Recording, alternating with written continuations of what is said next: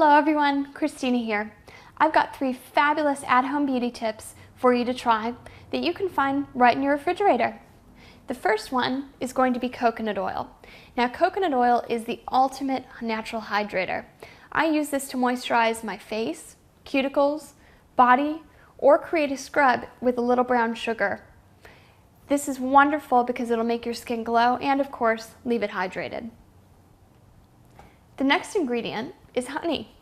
I prefer to use raw organic honey so I get all of the benefits of it in its purest form.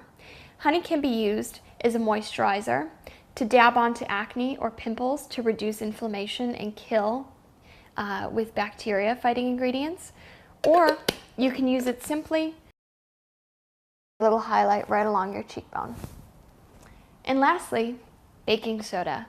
Baking soda is so fabulous to not only fight odors in our household, but to also exfoliate the body, create a mask with the honey or with some water to remove any acne, inflammation, blackheads, dirt, debris, anything like that on the skin. So that's it, 3 wonderful at-home beauty tips that you can try today. I hope you enjoyed. Thank you for watching.